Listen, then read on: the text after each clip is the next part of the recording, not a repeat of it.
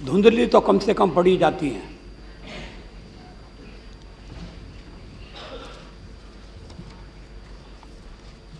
इस स्थिति में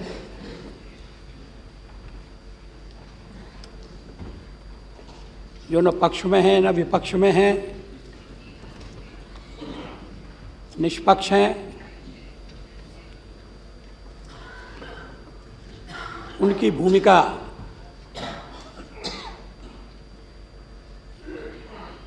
ऐसी होनी चाहिए जो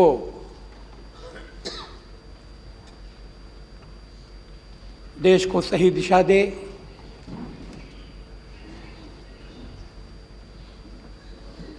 देश के मनोबल को बढ़ाए।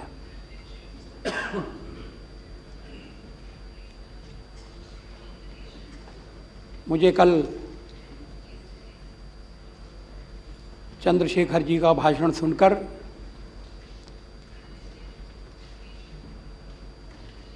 महाभारत के मैदान में खड़े हुए अर्जुन की याद आई।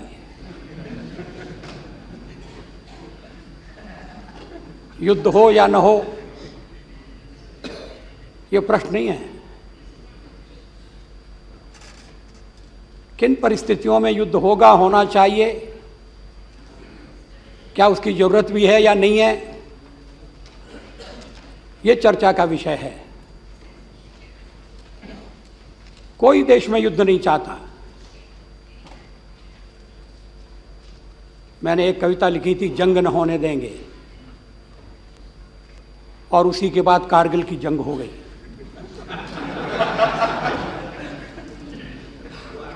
अगर देश तैयार न होता और केवल जंग न होने देंगे इसी कविता में खो जाता, तो देश के साथ हम बड़ा अन्याय करते। हम तो शांति का संदेश लेकर गए थे, सफलता नहीं मिली। अब कहा जाता है आप गए क्यों, बड़ी मुश्किल है, न जाएं तो आप जाते क्यों नहीं, जाएं तो आप गए क्यों। लेकिन इस चर्चा में सकारात्मक दृष्टिकोण उपस्थित किया गया है। मैं सब दलों के नेताओं को धन्यवाद देना चाहता हूं। जैसा मैंने शुरू में कहा, ये समय ऐसा नहीं है कि हम एक लकीर पीटते जाएं, सब मिलकर रास्ता निकालें, इस बात की आवश्यकता है। ये प्रयास होता रहा है कि सबसे चर्चा हो,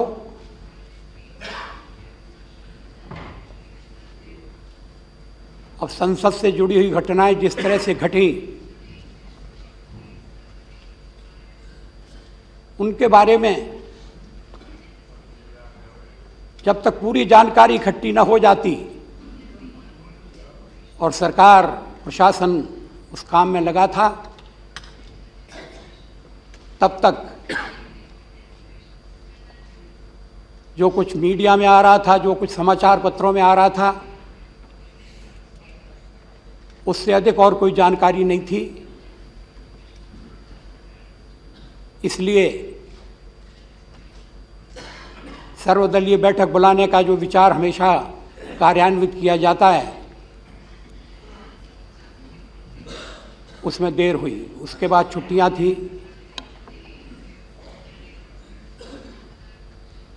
लेकिन संपर्क बना रहा। गृह मंत्री जी इस संबंध में विस्तार से प्रकाश डालेंगे।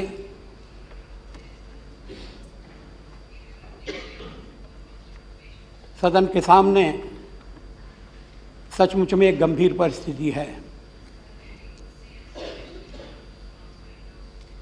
अभी तक आतंकवाद मोटे तौर पर जम्मू कश्मीर तक सीमित था। अब उसने संसद भवन की चौखट को खटखटाया है। हम बधाई दे रहे हैं उन जवानों को सुरक्षा के, वॉच एंड वार्ड के, जिन्होंने प्राणों की बलि चढ़ाकर संसद भवन की रक्षा की। आतंकवादी यहाँ तक कैसे पहुँचे, ये जांच का विषय है। इसको गहराई में जाकर देखना होगा। लेकिन इस कारण हमारे प्रशासन ने, हमारी सुरक्षा बल ने और संसद के वॉच एंड वार्ड ने जो बलिदान दिया, जो त्याग किया और जिस तरह की दृढ़ता दिखाई,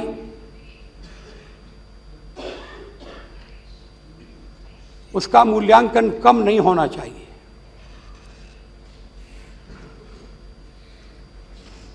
मैं नहीं समझता कि सदन में किसी के मन में ये भावना है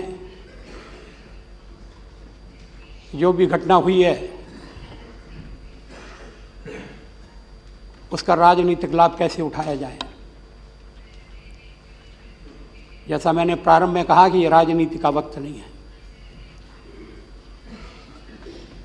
राष्ट्र के अस्तित्व को चुनौती दी गई है, हमारी अस्मिता को ललकारा गया है। संसद भवन क्यों?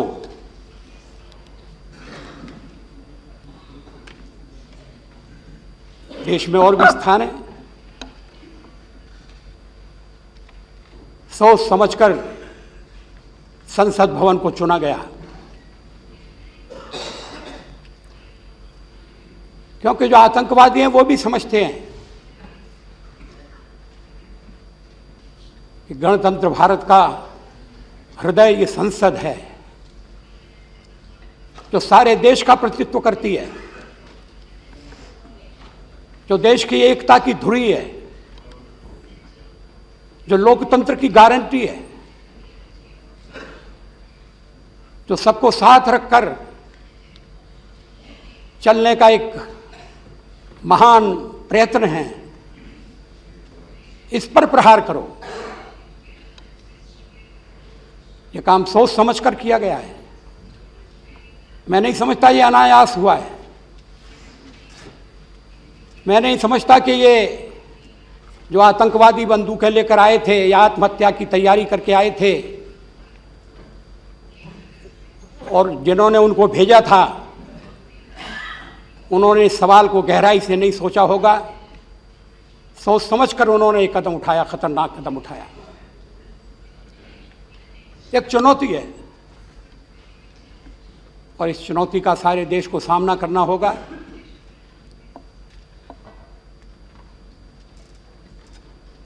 इस चर्चा में जो भाषण हुए हैं उसके लिए मैं माननीय सदस्यों को बधाई देता हूं। श्री शिवराज पाटिल ने एक रचनात्मक भाव से अपनी बातें कही, लेकिन उनके भाषण में एक बात का मैं उल्लेख करना चाहूँगा। सदस्यों ने भी उसको सुना था। श्री पाटिल के शब्दों को मैं उद्धृत कर रहा हूँ। महोदय, इस सदन की सुरक्षा बढ़ाने के लिए जब पहले कुछ कदम उठाए गए थे तो हम लोगों ने उसका विरोध किया। ऐसा विरोध नहीं होना चाहिए। आज हमें कम से कम ये बात ध्यान में रखने की, ये बात ध्यान में जरूरी है, ध्यान में रखना जरूरी है कि ऐसा विरोध नहीं होना चाहिए। इस सदन की सुरक्षा का जो प्लान बनाया गया था उस पर पूरी तरह से एक्शन नहीं हुआ। ये बड़ी खुशी की बात है कि स्पीकर साहब ने आज सुबह बैठक में कहा कि जो कुछ भी जम्मू कश्मीर में हुआ उसके बाद उन्होंने एक कमेटी अपॉइंट की, वह कमेटी रिपोर्ट देने जा रही है, उस पर अमल किया जाएगा और इस सदन को सुरक्षा दी जाएगी। कठिनाइयाँ थीं, अभी भी रुकावटें हैं। अभी देश को सुरक्षा के वातावरण में किस तरह से व्यवहार करना, किस तरह से अपनी बात कहना, इसका पूरा अभ्यास नहीं हुआ है।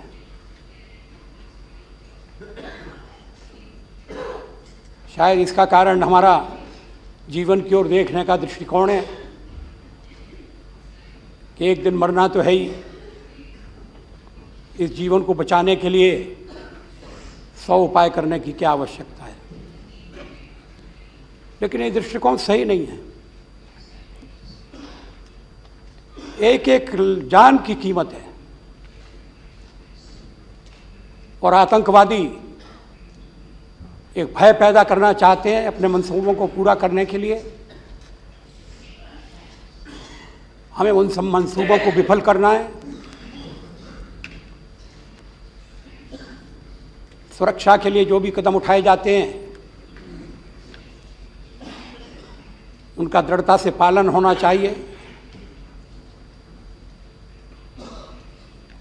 इस प्रश्न पर लगातार आपस में चर्चा होती रहे,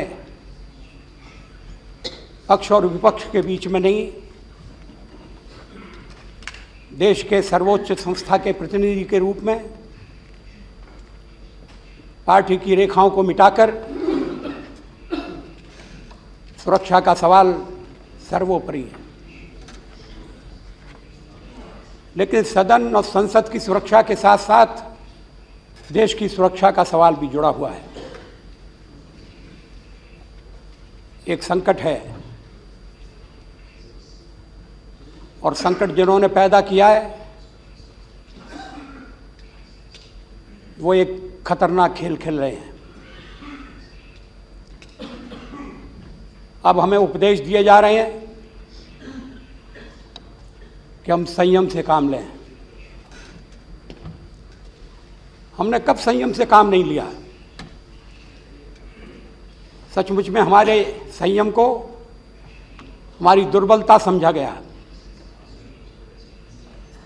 देश लोकतंत्र है, जनभावनाओं का ध्यान रखना जरूरी है। उसके साथ क्या उचित है क्या उचित नहीं है, इसका विवेक भी आवश्यक है।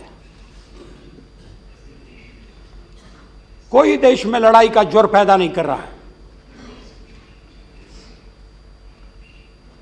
करना भी नहीं चाहिए। युद्ध और शांति के फैसले उत्तेजना में नहीं होते,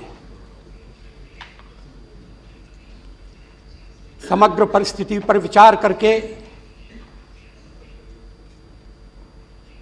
सब उपायों को काम में लाते हुए जो जो विकल्प हैं उन सबका विवेचन करते हुए जो नीति बनेगी वह सारे देश के हितों को ध्यान में रखकर बनेगी। उसमें सबका सहयोग लिया जाएगा। ऐसा निर्णय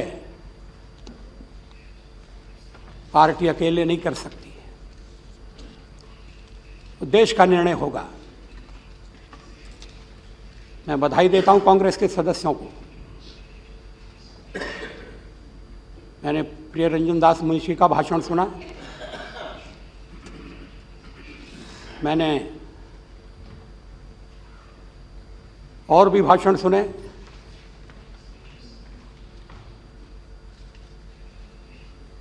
सरकार के पक्ष को उमर अब्दुल्ला ने बड़े प्रभावी ढंग से रखा। सचमुच में जो भी कदम उठाया जाएगा वो राष्ट्र के हितों को सर्वोपरि रखा जाएगा, सर्वोपरि रखकर उठाया जाएगा। मुलायम सिंह जी को इस संबंध में किसी तरह की गलतफहमी नहीं होना चाहिए।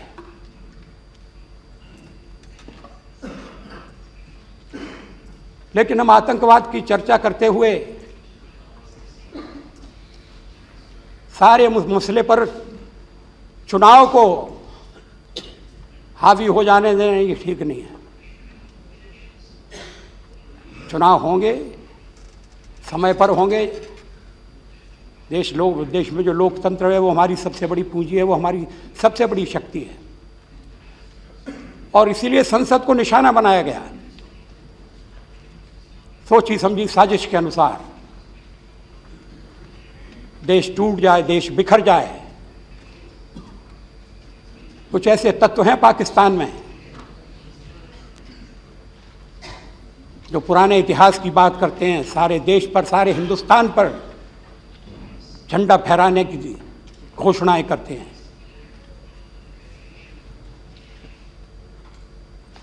एक बार जब देश का बंटवारा हो गया, हमने उसे स्वीकार कर लिया।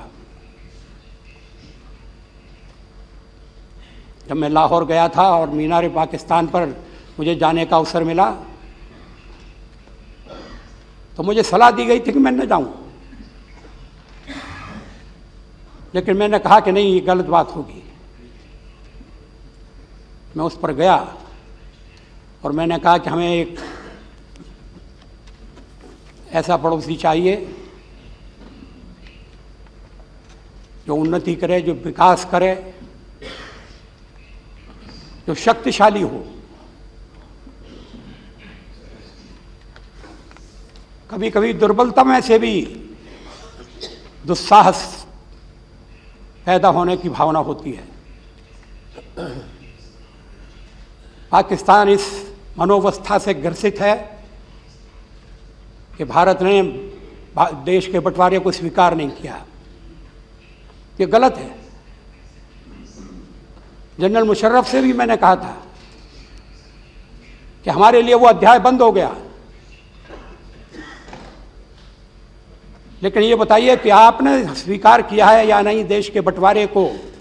बंटवारा दुर्भाग्यपूर्ण था, मगर हो गया। हम उसके विरोधी थे।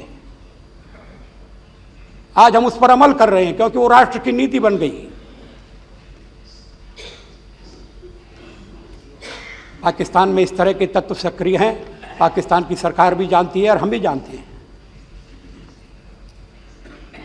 इसीलिए इस कांड के बाद हमने पाकिस्तान से कहा है जो आतंकवादी संगठन इस दुस्साहस के कार्य में शामिल हैं, जिन्होंने इसका संगठन किया, योजना बनाई, उनके खिलाफ कार्रवाई होनी चाहिए। हम उम्मीद करते हैं कि कार्रवाई होगी, लेकिन हम केवल कूटनीतिक तरीके के ऊपर भरोसा करके नहीं बैठे हैं। हम विश्व के जनमत को भी बना रहे हैं, जैसा सुझाव दिया गया, और इस सवाल पर जनमत हमारे साथ है। ये आत्मविश्वास हमें होना चाहिए, ये भरोसा हमें होना चाहिए। इस बीच में कई देशों की मैंने यात्रा की। भारत की ओर दुनिया एक भरोसे की नज़र से देख रही है। भारत का लोकतंत्र एक वर्धमान लोकतंत्र है। भारत चुनौतियों का सामना कर सकता है, इसकी अनुभूति बढ़ रही है।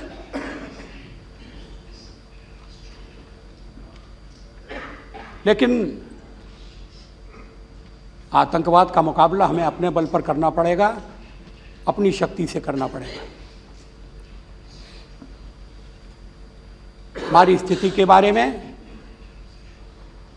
संसार के सभी देशों को परिचित किया गया है। वो स्वीकार करते हैं कि आपको आत्मरक्षा के लिए कदम उठाने की इजाजत है, कदम उठाने का अधिकार है, लेकिन फिर कहते हैं कि नहीं, जरा सोच समझ कर करिए। हम सारे कदम सोच समझ कर ही उठा रहे हैं। भविष्य में भी जो कदम उठाएंगे उन्हें पूरी तरह से सोच समझकर उनके हर पहलुओं पर विचार करके उठाएंगे। लेकिन हमें संयम का उपदेश देने वाले जरा हमारे पड़ोसी से भी बात करें। पड़ोसी से पूछें कि खेल कब तक चलेगा। उन्हें पड़ोसी की आवश्यकता है तो पड़ोसी को भी उनकी आवश्यकताओं का, और जिनमें एक आवश्यकता यह है कि आतंकवाद को समाप्त करना होगा, इसके लिए एक अंतर्राष्ट्रीय गठबंधन हुआ है। दुनिया के अधिकांश राष्ट्र उसमें शामिल हैं।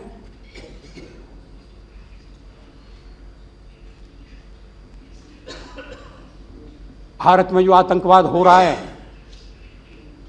और अब किस प्रमाण की जरूरत है। संसद भवन पर लगे हुए गोलियों के दाग, संसद भवन के बाहर आतंकवादियों की पड़ी हुई लाशें, उनका पाकिस्तानी होने का सत्य, ये अपने में सबूत है, अपने में प्रमाण है। मिलकर जांच करने का सवाल ही पैदा नहीं होता। हमारे राष्ट्र की सुरक्षा और राष्ट्र की सर्वप्रभुता को चुनौती दी गई है। हम इसका सामना करेंगे और हम आशा करते हैं कि विश्व के जितने सजग राष्ट्र हैं उनका हमें समर्थन मिलेगा। हम किसी से ये आशा नहीं करते कि वो हमारी तरफ से लड़ें। हम किसी से ये आशा नहीं करते कि वे हमारे पक्ष में मैदान में कूद पड़े। हमने पहले भी कहा था और अब फिर दोहरा रहे हैं कि आतंकवाद का खात्मा हम अपने बल पर करेंगे।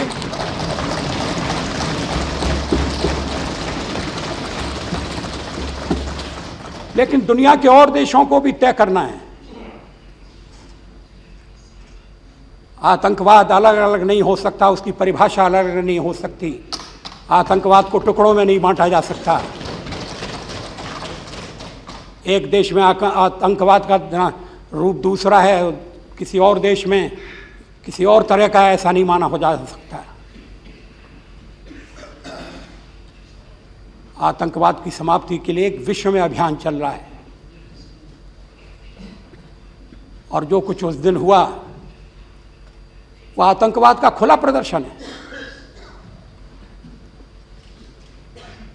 हम विश्वास करते हैं कि अन्य देश इस संबंध में हमारी भावनाओं को समझेंगे और हमें अपना समर्थन देंगे। आतंकवाद से हम पहले भी लड़ चुके हैं। पंजाब में हम आतंकवाद पर विजय भी प्राप्त कर चुके हैं। एक ऐसी स्थिति थी कि पंजाब के भविष्य के बारे में आशंकाएं हो रही थी।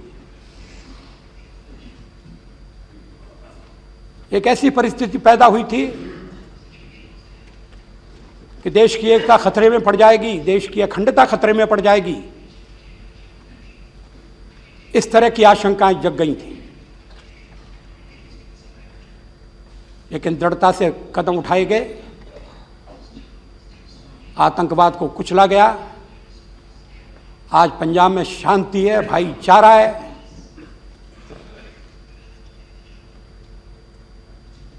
पंजाब के लोग इसके लिए बधाई के पात्र हैं। तो आतंकवाद से हम निपटना जानते हैं और निपटेंगे। लेकिन इस मौके पर दुनिया के देश भी कसौटी पर कसे जा रहे हैं। उनकी कथनी में और उनकी करनी में कितना अंतर है, यह भी उजागर हो रहा है। मापदंड अलग अलग नहीं हो सकते। आतंकवाद को नापने का मापदंड एक ही होगा।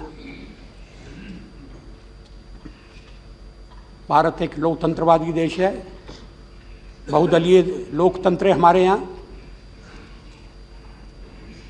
जब मैं विदेश में गया और मैंने विदेशी मेहमानों को बताया कि अफ़गानिस्तान के साथ हमारा बहुत पुराना संबंध है और विदेश मंत्री के नाते मैं 2 बार अफ़गानिस्तान में गया था, हमने वहाँ अस्पताल शुरू किया है, हम और सहायता देने के लिए तैयारी कर रहे हैं।